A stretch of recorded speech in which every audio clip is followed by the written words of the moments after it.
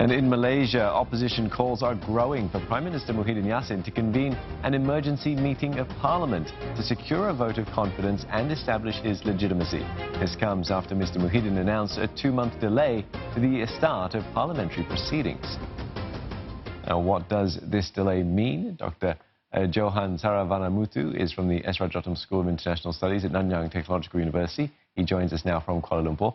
Why this delay in the Parliament proceedings until the 18th of May? Is Prime Minister Muhyiddin sort of buying his time, if you like?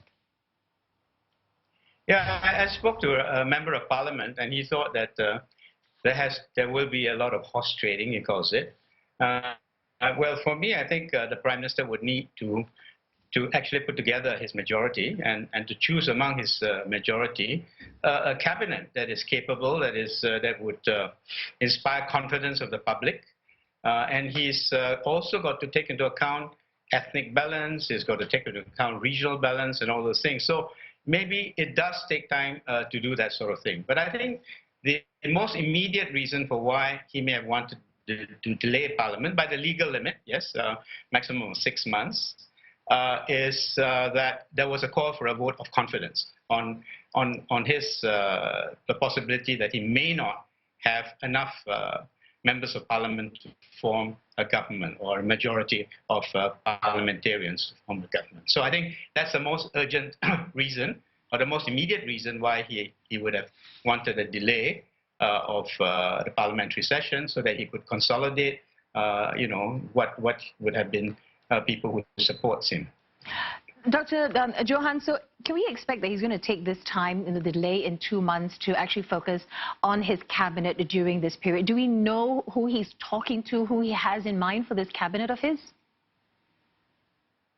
Well, we don't know.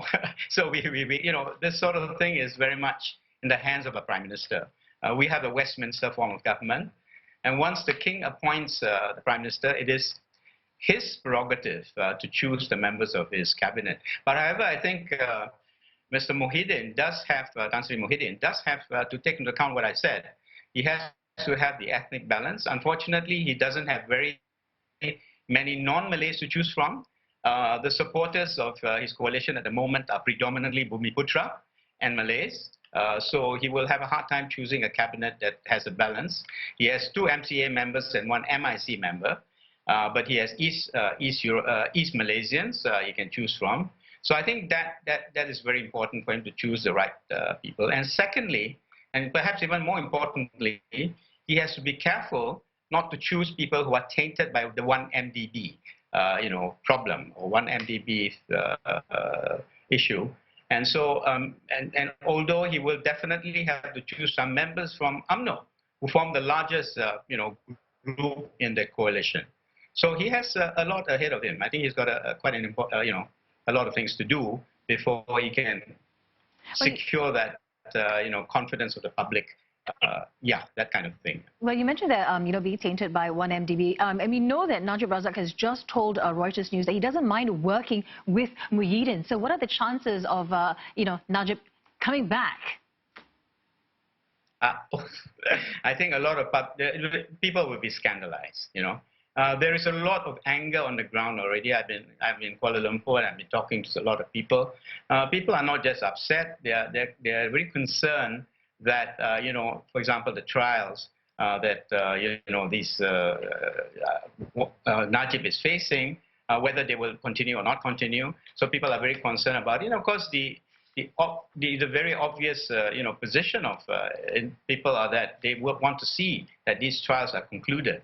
So I think that's the first thing. So they'll be scandalized, I think, if Najib became a member of the parliament, of the cabinet. And what about Dr. Mahathir Mohamad? He has called for an urgent vote of confidence in Parliament. He says he's got the numbers and wants to sort of prove it, if you like. What are his options now that there has been this delay for 2 months? His options are a bit more limited now, but I think he has the same kind of opportunity. He has 2 months to persuade people to his side. It's politics after all. But of course, the person who is the Prime Minister probably has got more clout to do so. But Mahathir and Anwar Ibrahim as well, don't forget, there are 2 of them there, would also have the opportunity to bring people to his side. And I don't think he has any kind of legal pathway. I would say that, everything has been done legally. The calls for Parliament to be delayed is within the law, up to 6 months, right? So that's not an option. And I think the thing of calling for protests and so on, I think won't be the right sort of thing to do in this time of the COVID-19 crisis. I think you would not want to see people on the streets. You want large crowds and so on. So that won't be a good option for the PH parties. All right, many thanks for your thoughts this evening. As always, Dr. Johan Saravanamuttu, Adjunct Senior Fellow at the S. Rajaratnam School of International Studies at NTU here in Singapore.